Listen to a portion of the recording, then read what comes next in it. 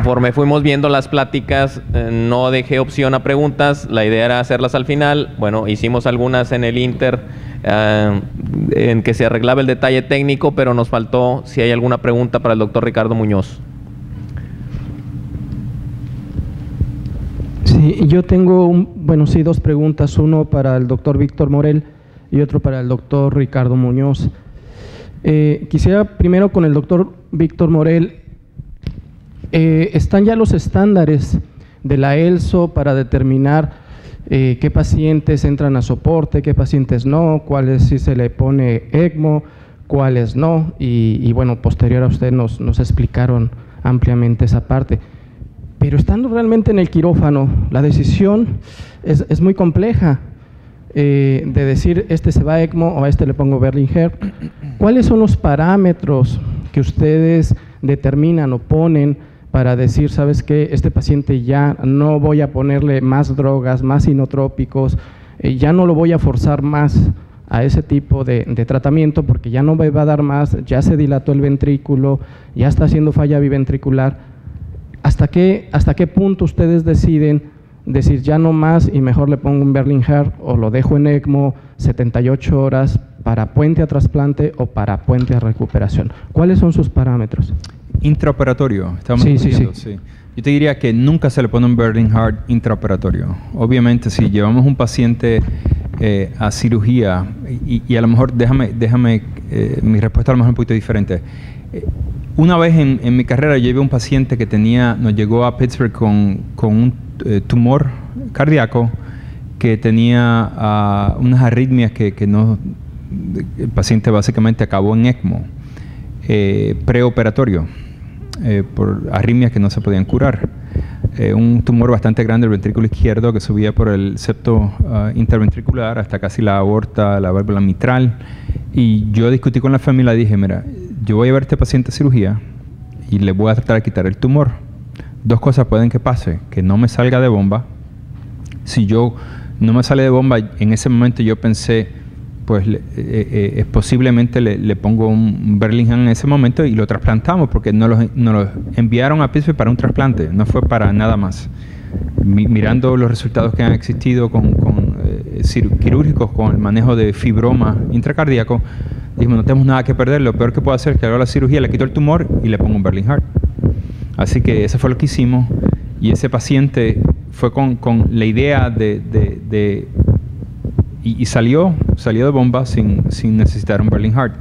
Así que, pero intraoperatorio para un paciente normal, por ejemplo, y si tú ves en nuestra serie de pacientes que yo presenté, usualmente estamos hablando del neonato.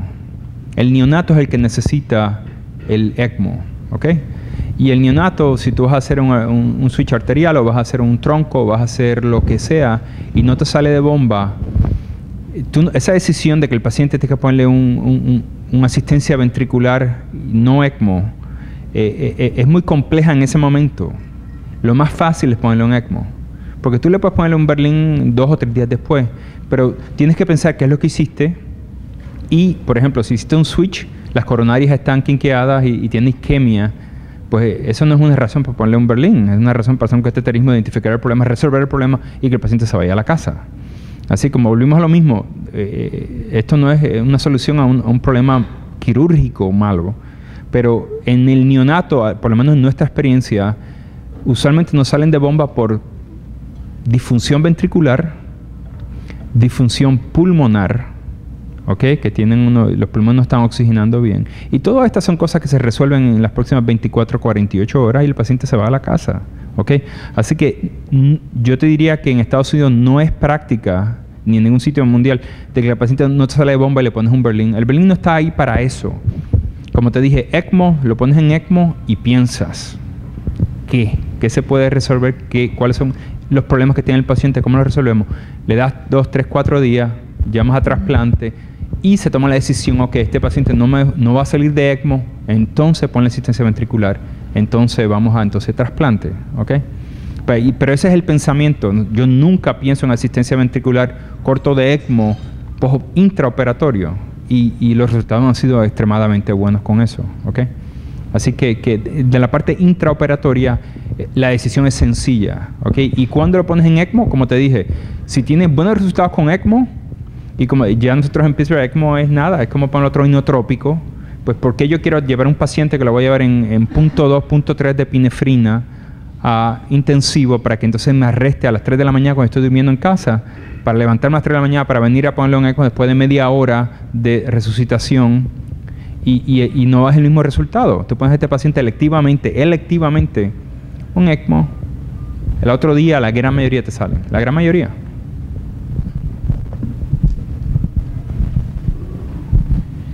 Bueno, si le pasamos el micrófono al doctor Ricardo. Va a hacer otra pregunta. Sí, ya hay unas cosas interesantes. Desde el punto de vista, saquemos de los pacientes quirúrgicos, hablemos de los pacientes médicos, por ejemplo, un ejemplo de miocarditis. O sea, un paciente llega con miocarditis a la unidad cardíaca o unidad general. Hacemos las medidas básicas, obviamente. O sea, primero se intuba el paciente si obviamente requiere una presión positiva. Recordar que muchas veces, a pesar de que el paciente luzca más o menos ok, a veces el anticiparse, como decía Víctor, a un fenómeno de paro cardíaco, el intubar a un paciente disminuye la poscarga del ventrículo izquierdo. Por la ley de Laplace, que todo al disminuir la presión transmural baja la poscarga del ventrículo izquierdo. Entonces este paciente lo intubamos, si se puede mantener una buena nutrición, se le dan los inotrópicos aceptables. Entonces ahora me vas a preguntar qué es un inotrópico aceptable. Entonces digamos epinefrina, melrinona, dobutamina a dosis que no excedan a la toxicidad. Por ejemplo, nosotros epinefrina llevamos hasta 0.1, 0.15 y ahí paramos. Puede que llegues al 0.2, pero si ya pasas al 0.15, ya el paciente está requiriendo más inotrópicos del usual, es casi estamos pensando en la posibilidad de ECMO para miocarditis, ¿ok? Pero ¿qué sabemos del curso de la enfermedad de la miocarditis? Generalmente mejora, digamos, entre comillas, una tercera parte de ellos, por lo menos salen, a los 7 días más o menos ellos comienzan a mejorar. Entonces, lo podemos contemporizar de esa forma, eso es un escenario. Y ya a los 7 días mejor, el paciente puede extubarse y el paciente ya se definirá si requerirá la ruta de recuperación total o va a una cardiomiopatía o llegará futuramente a un trasplante. Escenario número 2, llega una miocarditis, el paciente se intuba, el paciente necesitamos un inotrópico importante y hay una insuficiencia orgánica. Me refiero que hay una tendencia a que la creatinina, por ejemplo, el gasto urinario no mejore, la creatinina se va elevando poco a poco, no tolera las vías orales, el edema pulmonar es un poco, a pesar de, tenemos que subir la presión positiva al final de la expiración. Ese es un paciente que a pesar de estar en esto, ya tenemos que activar la comunicación con el cirujano, a pesar de que sea el curso normal de la enfermedad, pero estamos hablando de día número 3, pero las cosas no marchan bien, porque entonces ya la subida del inotrópico va a desencadenar la arritmia y ahí vamos a llegar al paro. Entonces en ese momento, electivamente, conversamos con el cirujano, la tendencia a la falla multiorgánica no es buena, a pesar de que todavía no hay una falla multiorgánica importante. Entonces lo colocamos en oxigenación de membrana extracorpórea, el curso de la enfermedad lo decidirá y de ahí pasa a la recuperación o al dispositivo o al trasplante en un momento dado. Ahora, otro escenario, una cardiomiopatía, ya eso es otra cosa. Para cardiomiopatía dilatada, entre comillas, son más irreversibles, más difícil el tratamiento de estos pacientes. Llega una cardiomiopatía crónica conocida y el paciente requiere un inotrópico importante o llega con insuficiencia respiratoria importante. Ya sabemos que la insuficiencia respiratoria, lo más seguro es que el edema pulmonar es por la presión de llenado capilar, está alta, está elevada. Obviamente hacemos las medidas tradicionales que les decía, baja de precarga, diuréticos, la intubación y todo esto, pero este es un paciente que no se perfila bien. Ya cuando la cardiomiopatía entra en esa insuficiencia pulmonar, puede que se recupere y siempre tratamos de darle un chance de recuperación, pero eso huele un poquito más a un proceso crónico y estamos pensando ya en el dispositivo probablemente de asistencia ventricular, porque el ECMO ya es más una medida de rescate. Ahí estamos hablando de un puente a trasplante y lo conversamos con el grupo de trasplante para que la familia entre a una evaluación. Esto es importantísimo y lo mencionaba Alejo, es decir, evaluación no implica trasplante. Evaluación significa es un candidato para trasplante por múltiples condiciones sociales, económicas, lo que sabemos, y puede que no llegue a eso. Pero por lo menos iniciamos la comunicación con el grupo de trasplante. Ya la otra opción es un paciente, digamos, que está en la unidad de cuidado intensivo en sepsis. Ya hablemos, quitemos las cardiomiopatías. Entonces, ¿cuándo entras en un paciente en sepsis en ECMO? Y ahí es donde a veces los intensivos generales pueden retrasarse un poco, porque estos pacientes tienen coagulación intravascular diseminada, y es un poco difícil pensar uno en un ECMO para más sangrado y todo. La idea es que apenas entre en sepsis, que tú veas que va entrando en las fases, es colocarlo en ECMO y hay que lidiar con las consecuencias de la sepsis. ¿Qué podemos hacer? O sea, el sangrado, sabemos, pero parte de lo más importante es interrumpir el ciclo vicioso de la sepsis, dándole un gasto cardíaco adecuado, y además lo que hacemos es intercambio plasmático total, porque se ha descubierto, o lo que sabemos y publicaciones de Pittsburgh, que el fallo multiorgánico es básicamente a depósitos de factores de von Willebrand que se meten en los vasos sanguíneos y los comienzan a tapar.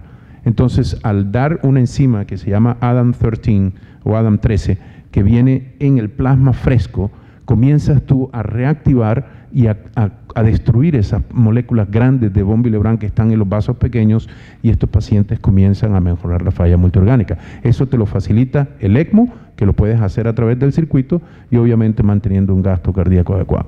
O sea que hay múltiples escenarios que nosotros podemos hacer, y yo pienso que lo más importante, como le digo, es prevenir la falla multiorgánica, seguir las tendencias muy de cerca, establecer una conversación con el cirujano, con el grupo de trasplante, y llegar a una decisión racional. No hay una fórmula para todos los pacientes, pero por lo menos es prevenir esa falla multiorgánica en la cual ya después no es candidato para trasplante ni para nada. Muy bien, perdón, nada más una última pregunta justo al doctor Ricardo. En este caso, por ejemplo, ¿ustedes qué tanto utilizan norepinefrina en este tipo de pacientes? Hay un debate en ocasiones, por lo menos aquí en México, los intensivistas luego son muy dados a ir directo con norepinefrina en lugar de epinefrina o las combinaciones milrinona, levosimendan que tenemos aquí, y dicen, me quito de problemas de vasopresores, me voy directo a norepinefrina. ¿Ustedes en qué casos llegan a esos extremos? ¿En qué pacientes? Y las dosis y tiempos que ustedes, si es que la llegan a utilizar. Como yo digo, no hay droga, todas las drogas tienen efectos colaterales, todas tienen sus side effects y todo, es buscar la droga más adecuada para la situación específica. O sea, si tengo un paciente, digamos, que tiene una vasoplejía, porque está en bomba y salió vasopléjico, está básicamente hipotenso, que uno ve, la perfusión no se ve tan mal, pero está hipotenso. Entonces, en ese paciente yo prefiero utilizar, por ejemplo, la vasopresina. ¿Por qué la vasopresina? Porque la vasopresina no me causa, si yo tengo un ecocardiograma que me dice que la función ventricular no está tan mal, lo que necesito es recuperar tono vascular. Entonces el tono me lo da la vasopresina, y la norepinefrina me evita la toxicidad, me da la toxicidad de la proarritmia. Recordar que eso entonces me mete en un círculo vicioso que no necesito inotrópico, pero necesito tono vascular. Ahora, paciente adulto con cardiopatía congénita, entran en shock, en medio sepsis, la norepinefrina es bastante adecuada. Entonces, vuelvo y te digo, todo depende, también puedes usar fenilefrina en vasoplegia.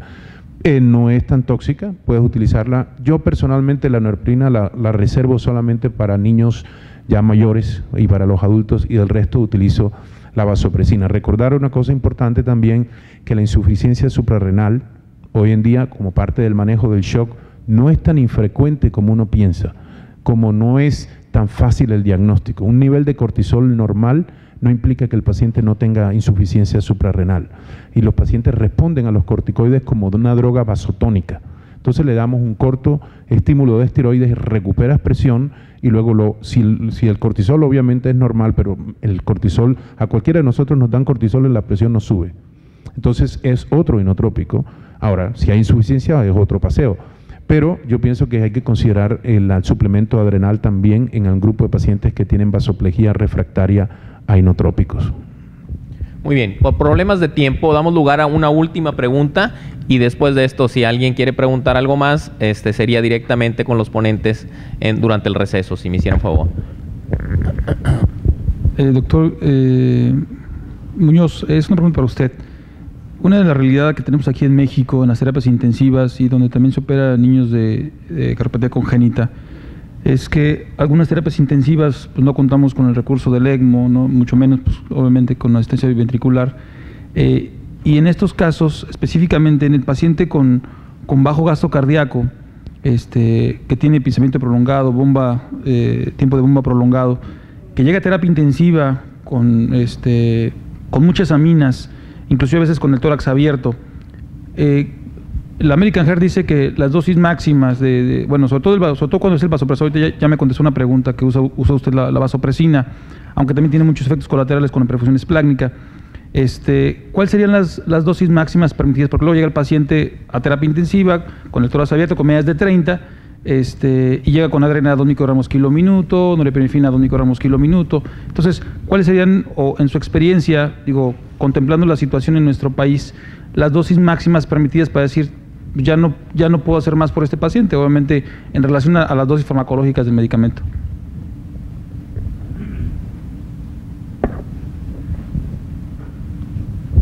Una pregunta un poco compleja, pero yo diría, bueno, uno tiene que adaptarse a las circunstancias donde uno vive, ¿cierto? Si no tienes ECMO, y no estamos hablando del equipo que tenemos en los Estados Unidos, pues la dosis máxima la vas a determinar de acuerdo a la respuesta. Es decir, puede utilizar uno vasopresina epinefrina 0.2, 0.3, pues la puedes utilizar.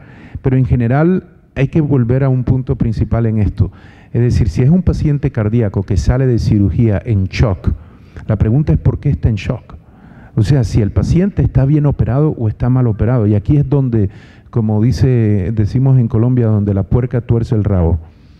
Entonces, ahí es donde está la cosa. Entonces, si el paciente tiene un problema quirúrgico, lo primero que hay que buscar es una evidencia de que la cirugía está bien hecha, una evidencia que la anestesia fue bien hecha, una evidencia que la perfusión estuvo bien hecha.